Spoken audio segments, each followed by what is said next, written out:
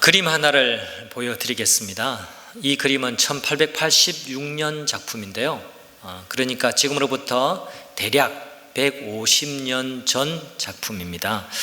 영국의 화가 조지 프레드릭 와츠라는 분의 작품인데요. 이 그림을 처음 보는 분들도 계시리라 생각을 합니다. 이 그림은 사실 많이 알려진 작품은 아니었는데 남아프리카 공화국의 최초로 흑인 대통령이 된 넬슨 만델라 때문에 이 그림이 많이 세상에 알려졌습니다. 여러분이 아시다시피 만델라 대통령은 대통령이 되기 전 정치적인 박해로 26년간이나 감옥에서 살았습니다.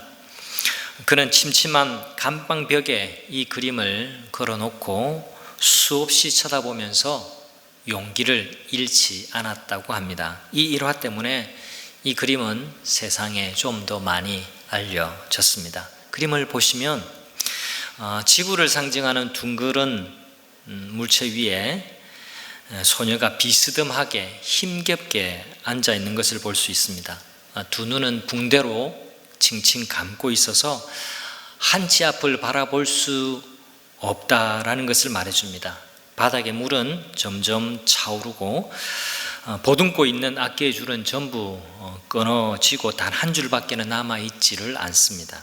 하지만 소녀는 지친 마음을 달래듯이 유일하게 남은 그 한 줄을 가지고 연주를 이어갑니다. 여러분 눈에 보이시는지 모르겠지만 뒤편에 사진이라서 그림의 실물이 아니어서 잘 안 보이는데요. 뒤편의 하늘에서는 희미하지만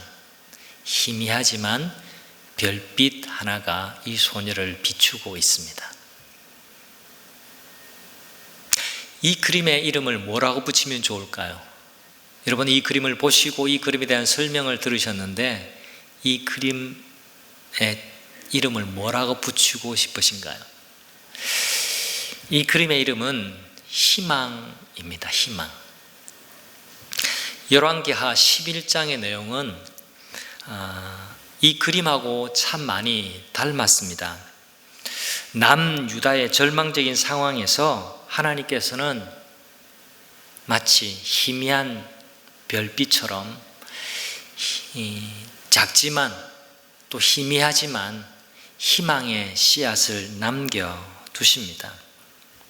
유다 역사 가운데 지금 우리가 열왕기하를 묵상하고 있습니다. 남북 분열 왕국의 역사 이야기를 좀 이렇게 복잡하게 얽혀서 지금 설명하고 있는 성경을 읽고 있는데요.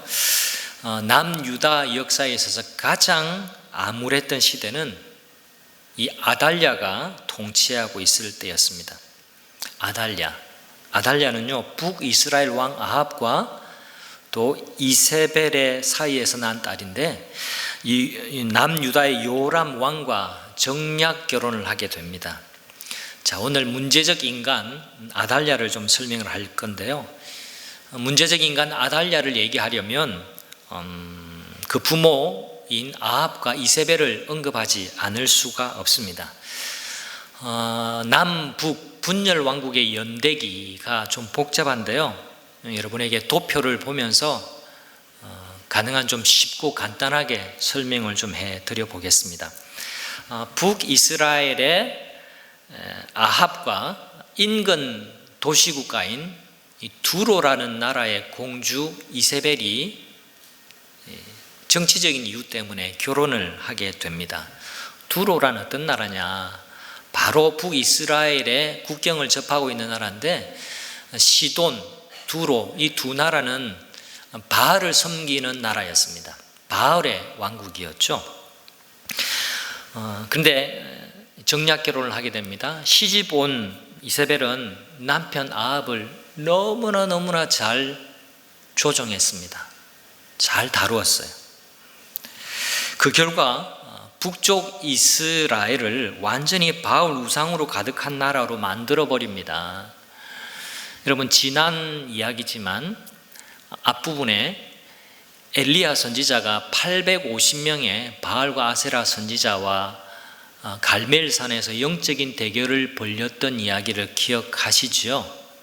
그때가 바로 아합과 이세벨이 다스리던 때였습니다.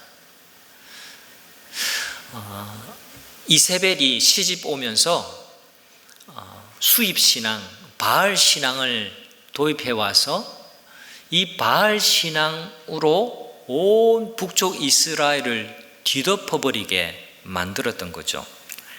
이세벨은 여기에 그치지 않고 자신의 딸인 아달랴를 자기와 비슷하게 남쪽 유다 나라에 정략 결혼을 시킵니다. 그래서 남쪽 유다 나라와 북쪽 나라가 결혼 동맹을 맺게 되죠. 아달랴도 바알 신앙의 슈퍼 전파자인 그녀의 어머니 이세벨 못지 않았습니다. 역대하 기록, 그러니까 열왕기 하의 기록과 이렇게 같이 궤를 함께하고 있는 역대하 기록에 가보면요, 역대하 21장 4절에서 6절은 이렇게 되어 있습니다. 성경 구절을 볼까요? 요람은 장자임으로 왕위를 주었더니 요람이 아우들을 어떻게 해요? 칼로 죽였대요. 장자여서 당연히 왕이 되는데 그 왕위를 물려받고 왕으로 통치하면 될 텐데 잔인하게 동생들을 칼로 죽입니다. 그가 요람입니다. 이스라엘 왕들의 길로 행하여 아합 집과 같이 하였으니, 그는 요람은 남쪽 왕이에요. 남쪽 왕은 남쪽 왕의 가풍을 따라야 하고 남쪽 왕의 전통을 따라야 하는데, 희한하게도 북쪽 이스라엘의 왕들의 길, 특히 아합의 집과 같이 했다, 그렇게 합니다. 철저하게 처가 중심적으로 살았던 인물이에요. 이는 그 이유를 밝힙니다. 아합의 딸 누굽니까? 아달랴. 아합의 딸이 그의 아내가 되었습니다. 그 원인을 아달랴에게 두고 있는 겁니다. 아달랴가 끊임없이 남편 요람을 부추기고 영향을 끼쳤기 때문에 악행을 일삼았다라고 그렇게 성경은 기록을 남기고 있습니다. 여러분, 이 본문 읽으면서 자식들 결혼 참 잘 시켜야 되겠다 이런 생각하지 않으십니까? 또 부부가 앉아 계신 분들도 더러 보이시는데요, 또 화면을 앞에 두고 부부가 앉아 계시기도 하시겠죠? 여러분, 이 본문을 보면서 어떤 생각이 드십니까? 이미 부부가 되셨으면 돌이킬 수 없잖아요. 이미 부부가 된 것, 이제 잘 살아야지, 또 잘 살도록 도와야지, 이런 생각을 좀 하시면 좋을 것 같습니다. 왜냐하니까 자칫 부부가 선한 일의 동력자가 되는 경우도 있지만 악한 일의 동업자가 되는 경우가 성경에도 왕왕 있고 우리 주변에도 그런 예를 쉽게 찾아볼 수 있기 때문에 그렇습니다. 보이지 않게 옆에 아내 손, 남편 손 한번 잡으시고 잘합시다, 그렇게 좀 해보시죠. 네, 다시 역사의 이야기로 돌아가서요, 어느 날 북쪽 이스라엘에 엄청난 역사의 소용돌이가 일어나게 되는데요, 그 소용돌이가 얼마나 컸던지 그 파장이 남쪽 유다에까지 미쳤습니다. 북쪽의 군사령관 예후가 요람 왕을 죽이고 이세벨을 심판합니다. 물론 이건 하나님의 심판의 성격이 분명히 있습니다. 또 여기에 그치지 않고 70명이나 되는 왕자들을 모조리 제거해 버립니다. 완전히 그 집안의 씨를 말리게 되는 거죠. 이렇게 아합 가문을 완전히 제거하고 나라를 새롭게 합니다. 근데 그 와중에 남쪽 유다의 왕 아시아도 이 북쪽의 혁명가 예후의 손에 비명 횡사하게 됩니다. 왜 그러냐니까 그때 제거되는 요람 왕이 외삼촌이었거든요. 외삼촌하고 궁짝이 맞아서 또 전쟁도 하러 가고 또 병문안도 하러 가는데 거기에 예후의 눈에 띄어서 그냥 객사를 하게 됩니다. 그것도 남쪽 유다가 아니라 북쪽에 가서 말입니다. 이것이 오늘 본문과 연결되는 열왕기하 10장까지의 이야기입니다. 아달랴가 11장에 들어와서 이 소식을 듣게 되는데요. 그런데 이 아달랴의 반응이 너무나 의외입니다. 이때부터 자기 아들 아하시야가 죽었다는 소식을 듣자마자 왕족을 죽이기 시작하는데, 이 말이 뭡니까? 1절 왕족을 죽였다라고 말하는데 왕족이 누굽니까? 다른 사람이 아니에요. 저 멀리 있는 사람이 아니에요. 자기가 낳은 자기 손주들이에요. 자기 손주들을 모조리 잡아 죽이기 시작을 하는데, 이건 정상적인 할머니의 모습이 아니죠. 아달랴는 친정인 아합 가문이 완전히 몰락하게 되니까 아합의 왕통을 이제 내가 여기 남쪽 유다에서 이어가야 되겠다라는 야심을 품게 되어집니다. 이 야심이 아달랴를 피도 눈물도 없는, 또 인정도 없는 막장 드라마의 주인공 할머니로 돌변하게 만들었던 거죠. 하지만 2절에는 그러나의 놀라운 반전이 있습니다. 성경을 한번 보실까요? 여러분, 성경 읽으시다가 그러나가 나오면 좀 더 눈을 크게 뜨시고 성경에 집중하실 필요가 있습니다. 그러나, 그러므로, 그런데, 이게 나오면 말입니다. 하나님은 항상 위기의 때에 그러나라고 하는 반전의 역사를 주시는데요. 여러분, 내용이 이렇습니다. 그러나, 무슨 그러나입니까?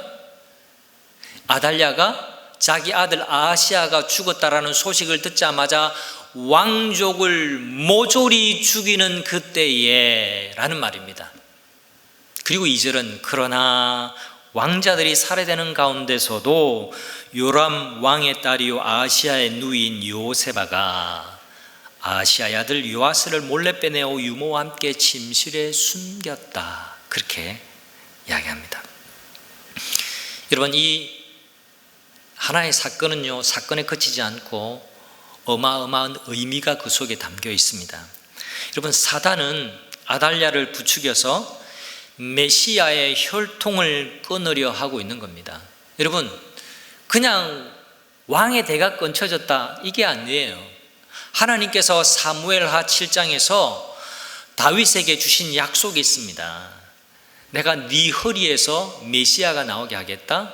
너의 등불이 꺼지지 않게 하겠다. 네 자손으로 하여금 왕을 이어하겠다라고 하는 것이 등불 언약이라고 하는 하나님의 약속이에요. 신약적으로 표현하면 다윗의 혈통에서부터 누가 나옵니까? 예수 그리스도가 나오도록 하는 것이 하나님의 신실한 약속이었습니다. 그런데 아달랴가 모든 왕족을 다 멸하려 하는 것은 그 너머에 있는 다른 계략을 보면 사단이 메시아가 오는 길을 막는 겁니다. 하나님의 계획에 반기를 들고 메시아를 죽이려고 하는 놀라운 음모가 그 뒤에는 있습니다. 그러나 하나님은 다윗의 가문을 통해서 메시아가 오실 것이라고 하신 약속을 신실하게 지키고 계시죠. 한 살 요아스, 아직 젖먹이인 요아스는 하나님이 남겨두신 희망의 씨앗이 됩니다. 이 아이의 고모 요세바, 그리고 유모를 통해서 이 아이를 구출하게 하고 6년간이나 제사장 요야다가 있는 성전에서 숨겨져서 자라나게 되는 거죠. 성도 여러분, 우리 눈에 희망이 보이지 않을 때에도 하나님은 여전히 희망의 씨앗을 남겨두십니다. 성경을 보면 이렇게 이제 끝이 났구나, 이제 끝났구나 라고 싶을 때에 하나님은 반전을 일으키신 것을 봅니다. 바로 그때 끝이구나 라고 생각이 들 때 하나님은 희망의 씨앗을 거기에 두시는 것을 우리가 발견할 수 있어요. 본문에 등장하는 요아스, 한 살배기 요아스만 그런 게 아닙니다. 여러분, 모세도 그 출생이 매우 어려웠습니다. 애굽 왕의 명령으로 그 지역 히브리 남자아이는 태어나는 즉시 다 죽이라라는 왕의 명령이 있었지만 하나님은 모세를 살리십니다. 모세는 갈대 상자에 담겨서 미래를 알지 못한 채 나일강에 떠내려 보내지만 애굽 공주의 손에 구출되고 살게 됩니다. 그렇게 아기 모세는 이스라엘 민족의 희망의 씨앗이 된 거죠. 예수님도 그랬습니다. 동방 박사들로부터 유대인의 왕으로 나신 이가 있다라는 얘기를 들은 헤롯 대왕은 아기를 찾아서 죽이기 시작합니다. 2살 아래의 모든 영아들은 그 씨조차 남지 않도록 모두 다 살해했습니다. 그랬지만 요셉과 마리아는 애굽으로 피신해서 이 아이의 생명을 이어갑니다. 이렇게 아기 예수님은 세상을 구원하는 희망의 씨앗이 되셨죠. 성도 여러분, 끝이 났다, 끝났다 싶은 상황 때문에 몸도 힘들고 마음도 힘드신 분이 계실까요?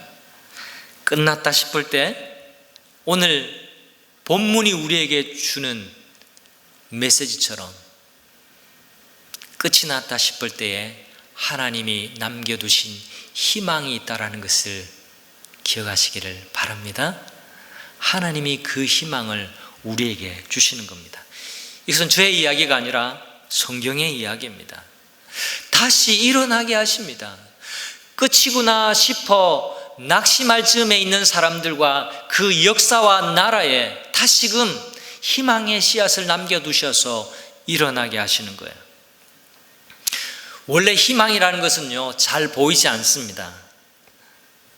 처음에 여러분이 왓츠의 그림을 보셨던 것처럼 첫눈에는 희망이 잘 보이지 않아요. 그러나 하나님은 희미하지만 확실하게, 희미하지만 분명하게 하나님은 희망을 남겨두고 계시는 겁니다. 성도 여러분, 젖먹이 아기 요하스, 갈대 상자의 모세, 그리고 이 땅에 아기로 오신 예수님처럼 약해 보이고 보잘것없어 보이는 것들 속에서 하나님의 희망을 발견해내는 것이 우리 믿음의 공동체가 가져야 할 관점이 아닐까요? 오늘 입양사랑 주일로 우리가 지키는데요, 은혜 나눔을 해주셔서 감사합니다. 또 우리 교회 입양가정 모두에게 하나님의 은혜와 또 하나님의 사랑이 충만하게 임하시기를 축원합니다. 아이들을 공개 입양한 동기는 다양할 수 있다고 봅니다. 여러 이유로 입양 가정들이 아이들을 입양하셨겠죠. 하지만 모든 가정이 아이 속에 희망이 있다라는 믿음을 가질 수 있었기 때문에 이 아이들을 입양하셨지 않나라고 저는 그렇게 생각을 합니다. 그 믿음이 있기 때문에 가슴으로 이 아들을 이렇게 낳을 수 있었던 거죠. 어디 그게 입양한 가정에만 그렇겠습니까? 진짜 자녀를 낳은 우리 모두에게도 이런 기대와 이런 소망이 있었지 않습니까? 내가 아기를 낳은 이 아기가 우리 가정에 또 이 민족에 희망이 될 거야 라는 그 기대가 있기 때문에 우리가 자녀를 낳고 이 자녀를 믿음으로 마치 요하스를 6년 동안 성령에서 키운 것처럼 우리가 이 아이들을 믿음의 공동체 안에서 길러내는 겁니다. 하나님은 언제나 희망을 남겨두시는데요, 그것이 씨앗의 모양으로 아주 작디 작은 또 약해 보이는 모양으로 남겨두실 때가 굉장히 많습니다.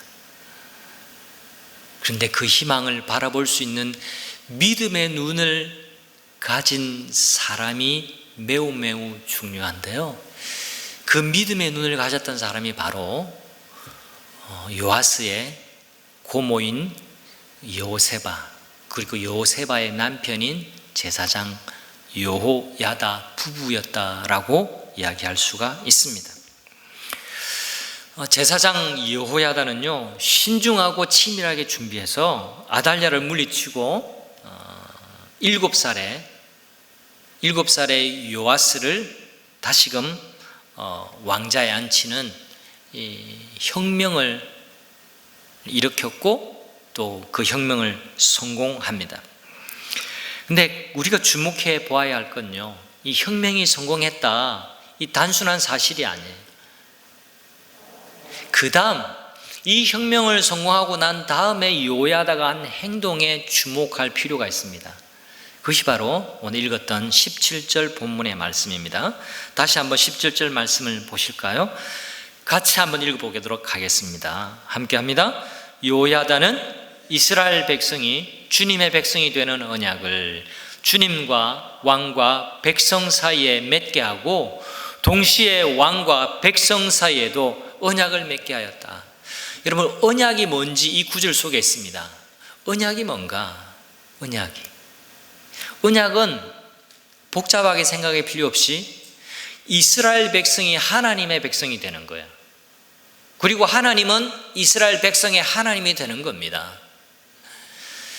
하나님은 그들의 하나님이 되고 그들은 하나님의 백성이 되는 것, 이것이 언약의 내용이고 핵심이에요. 자, 제가 그녀의 남편이 되고 그녀가 나의 아내가 되는 것, 이게 부부 관계고 결혼의 관계죠. 어떻게 결혼의 관계가 되었습니까? 결혼 서약을 통해서 그렇습니다. 결혼 안 하신 분처럼 그냥 저를 쳐다보고 계시는데, 여러분 다 그렇게 결혼 서약 하셨지 않습니까? 맞죠? 그 결혼 서약의 내용이 형태가 다양하게 있을 수 있지만 핵심은 그겁니다. 가난하든지 부하든지 함께 하겠다. 건강하든지 아프든지 끝까지 함께 하겠다. 좋을 때나 나쁠 때나 함께 하겠다. 그게 결혼 서약의 핵심이고 내용이었습니다. 근데 여러분 살다 보니까 어때요? 언제나 처음부터 끝까지 굿하고 부부생활, 가정생활이 되는 경우가 있나요? 아니죠. 살다 보면 힘들 때도 있어요. 제가 힘들다는 건 아닙니다. 오해하지 마시고. 어려워질 때도 있어요. 부부관계가 굉장히 갈등 가운데 있을 때도 있습니다. 그럴 때마다 에이 하고 박차고 나가버리고 결혼서약을 깨버린다면 그건 결혼서약이 아니죠. 결혼하면서 결혼서약으로 시작하는 이유는 이런 언약적인 관계 안으로 들어오기 때문에 어떤 순간에도 어떤 환경 가운데서도 나는 당신의 남편이 되고 당신은 나의 아내가 될 겁니다 라고 약속하는 겁니다. 하나님과의 관계도 이런 언약입니다. 언약.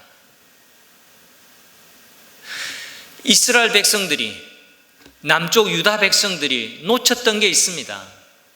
바알 신앙이 들어와서 하나님이 좋게 느낄 때는 하나님께로 기울였다가 바알 신앙이 좋다라고 여기니까 바알을 막 좋아하고 따라하고 바알을 숭배했던 거예요. 이것이 정치적인 격변기 속에 있었던 이스라엘 백성들, 남유다 백성들의 영적인 현 주소였습니다. 하나님의 백성들이 진짜 행복해지고 하나님의 백성들이 새롭게 되기 위해서는 누가 왕좌에 앉느냐, 이것도 중요하지만 그보다 더 근본적이고 더 중요한 핵심적인 문제는 이들이 왕과 백성이 주님과 더불어서 언약을 맺는 겁니다. 그 언약의 내용이 무엇입니까? 우리의 나라는, 우리의 백성은, 왕인 나는 하나님의 백성이고 하나님의 통치를 위임받은 왕입니다. 하나님의 말씀대로 이 나라를 다스려야 하고 하나님의 말씀에 순종하면서 하나님의 말씀의 법칙을 따라서 이 나라에서 살아야 할 주님의 백성입니다 라고 하는 것이 언약입니다. 여러분, 이건 놓치고 새로운 왕이 왕자에 앉았다고 나라가 새로워지지 않는 것이거든요. 여호야다는 하나님이 희망이라는 것을 알았습니다. 이 희망을 주시는 분이 다름 아니라 하나님이시라는 것을 알았어요. 그래서 혁명에 성공하고 난 다음에 자축 파티를 연 것이 아니라 17절에 왕과 백성과 주님 사이에 언약을 하는, 언약 갱신하는 언약식을 다시금 맺었던 것입니다. 하나님 편에서는 변한 것이 늘 없었습니다. 항상 백성들이 하나님도 좋아했다가 바알에게 마음이 빼앗겨서 양쪽을 왔다 갔다 했습니다. 이 백성들이 하나님 품으로 돌아왔어야만 했던 거죠. 그래서 17절에 여호야다의 신앙의 개혁, 언약의 갱신, 이 모임은 너무너무 중요했던 겁니다. 성도 여러분, 이 부분이 너무너무 중요합니다. 저와 여러분 모두 신앙을 날마다 개혁해 가야만 합니다. 개혁된 교회는 항상 개혁되어야 한다. 이 말은 종교개혁 시대에 선언된 표현인데요, 우리가 지금 개혁교회예요. 개혁교회. 지금도 이 말은 유효하고, 이 말은 교회와 우리 신앙인 한 사람 한 사람 모두에게 적용되어야 할 내용입니다. 미련하고 악한 인간의 본성은 예수 그리스도의 보혈의 공로가 아니고서는 결코 개선되어질 수 없기 때문에 그렇습니다. 한번 믿기로 결심한 그 결심에 우리 인생의 모든 것이 달려 있을 수가 없어요. 우리는 끊임없이 부패하고 끊임없이 죄성을 드러낼 수밖에 없는 연약한 존재이기 때문에 날마다 개혁되어야만 합니다. 이 땅에, 이 지상에 완전한 교회가 있을까요? 여러분, 유감스럽지만 우리 은혜 샘물 교회도 완전한 교회 아닙니다. 이미 알고 계시죠? 여전히 부족함이 많고 약한 것이 많은 교회 공동체입니다. 그런데 우리는 날마다 개혁되어야 하고 개혁되어야 할 공동체며 개혁되고 갱신되어야 할 신앙인들이 모여있는 사람들이다라는 것을 인지하는 데서부터 우리의 생활은 새로워지기 시작합니다. 여러분, 나 자신만 봐도 예수 그리스도의 공로 외에는 결코 내가 개선되지 않는 죄인이라는 사실을 여러분 깨달을 수 있지 않습니까? 오늘날 우리도 날마다 하나님과 언약을 갱신해야만 합니다. 여기 열왕기하 11장 17절, 나라가 새롭게 되어지는 그 과정에 있었던 유다 백성들만 필요한 것이 아니라 이 자리에 앉아있는 모든 주의 백성들이 날마다 신앙이 갱신되고 개혁되고 새로워져야 하는 은혜가 필요합니다. 그렇다고 한다면 어떻게 갱신할 수 있을까요? 우리는 예배를 통해서 하나님과 언약을 갱신할 수 있습니다. 다른 것 아닙니다. 예배를 통해서 갱신될 수 있습니다. 그래서 교회 공동체는 예배 공동체입니다. 예배에 실패하면 모든 것이 실패할 수밖에 없습니다. 예배가 가장 중요합니다. 예배는 하나님의 사랑을 확인하고 나의 마음을 드리는 자리예요. 그냥 일주일에 한 번 출석 체크하는 종교적인 행위가 아니라는 겁니다. 여러분, 이 자리, 예배 자리로 나오셨는데, 여러분 이 자리에 나오셔도 내 마음이 한없이 낮아져서 하나님께만 희망이 있습니다. 하나님을 떠나서는 나는 살 수 없는 존재입니다 라는 그 고백을 찬양과 기도를 통해서 올려드려야 하고, 그 하나님의 법도를 말씀을 통해서 배우고 가야만 합니다. 여러분, 지난 한 주간 어떻게 사셨습니까? 여러분의 삶을 한번 되돌아보시기를 바랍니다. 내 마음대로 살고자 하는 이세벨과 아달랴의 마음이 우리 속에 자리 잡고 있지 않습니까? 하나님의 통치를 거부하고 되는 대로 살고 원하는 대로 가지고 싶어하는 욕망이 우리의 삶을 지배하지 않도록 해야만 합니다.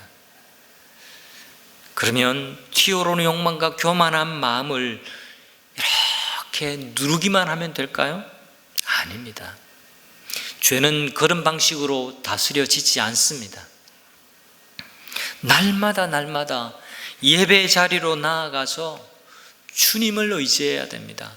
보혈의 공로를 의지하고 그 은혜에 나 자신을 맡겨야만 합니다.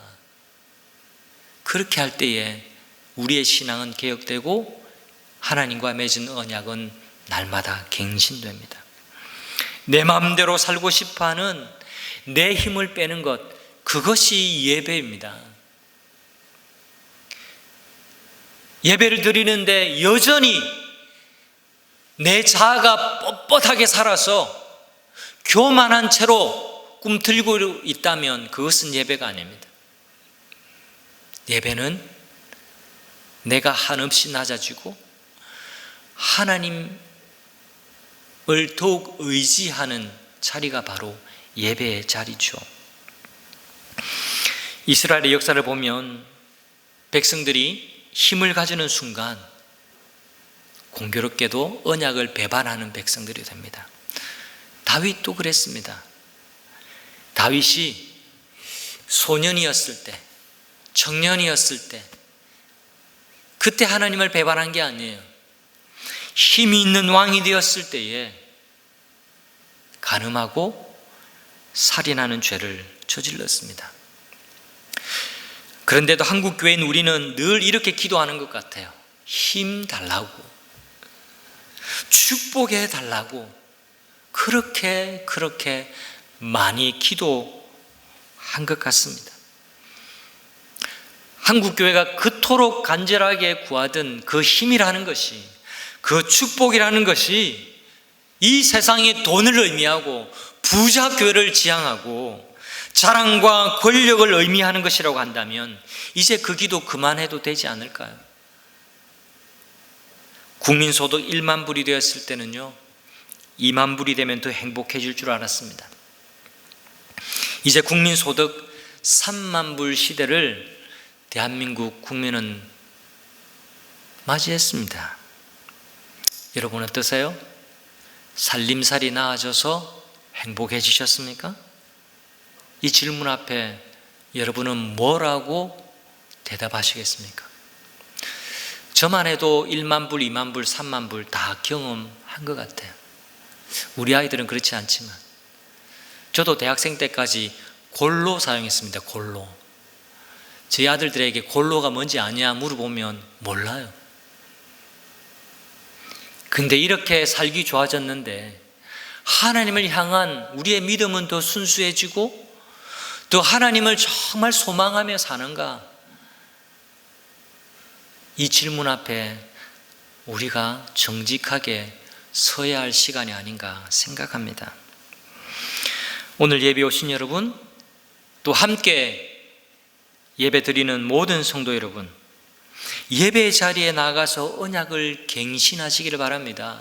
지금 제가 말씀드리는 예배 자리는 일주일에 한 번 정해진 예배 시간만을 의미하지 않다라는 것을 여러분 꼭 명심해 주시기를 바랍니다. 날마다 내가 살아가는 자리에서 하나님 말씀대로 살고 하나님께 희망이 있다라는 믿음을 가지고 사는 것이 우리에게 필요합니다. 여러분, 코로나 재난은 하나님이 없다라는 것을 증명하는 때가 아닙니다. 오히려 하나님이 우리에게 절실히 필요하다라는 것을 고백해야 하는 시간입니다. 우리는 요즘 오래된 역사, 인류가 잊지 말아야 할 역사인 바벨탑의 이야기를 묵상해야만 한다고 생각합니다. 인간이 쌓아 올리는 바벨탑이, 그리고 오늘날도 여전히 쌓아 올리고 있는 이 바벨탑이 얼마나 취약한지를 확인해야만 합니다. 그동안 자본주의는 인간의 욕망을 무한 긍정했습니다. 계속 욕망하는 존재로 살아도 된다라고 우리를 가르쳤습니다. 교회도 자본주의 교회의 양상을 띠고 있지 않는지 되돌아봐야만 합니다. 교회가 정말 누구를 섬기고 무엇을 숭배하고 있는지 교회에 우리 스스로가 물어야만 합니다. 무한 욕망을 긍정하니까 과잉 생산하고 과잉 소비하며 더 나아가서 과잉 쓰레기를 이 지구에 남기고 있습니다. 이 악순환이 계속되고 있는 거예요. 결국 코로나의 원인은 인간입니다. 인간의 무한 욕망, 이 무한 욕망이 자연스러워야 할 자연을 파괴하고 자연의 자리를 빼앗아가니까 이 자연이 인간의 영역에 침범할 수밖에 없는 거죠. 그래서 변형되고, 그래서 질병으로 나타나고 엄청난 재앙이 이어지게 된 것입니다. 그동안 사람들은 끊임없이 소비하는 것이 미덕인 것처럼 그렇게 속고왔습니다. 이제는 달라져야만 합니다. 이 시대를 살면서 우리 모두 역사를 되돌아봐야만 합니다. 이 역사 속에서 우리의 갈 길을 다시금 정신을 차리고 찾아야만 합니다. 성경이 무엇을 가르치고 있는지, 성경이 제시하는 생명이라고 하는 것이 무엇인지, 하나님이 우리에게 가르쳐 주시고 기대하시는 행복한 삶이라는 것이 무엇인지에 대해서 스스로 되물어야만 합니다. 무한 욕망을 부추기는 인간의 오만함을 내려놓아야만 합니다. 이런 생각을 하다가, 이건 좀 가벼운 이야기일 수 있는데요, 여러분, 요즘 간판도 이런 무한 욕망을 긍정하는 메시지로 가득하다는 것을 생각하게 되었습니다. 특정 상호는 좀 빼고요. 무한 리필. 무한 리필. 여러분, 이 세상에 무한 리필이 있을 수 있나요?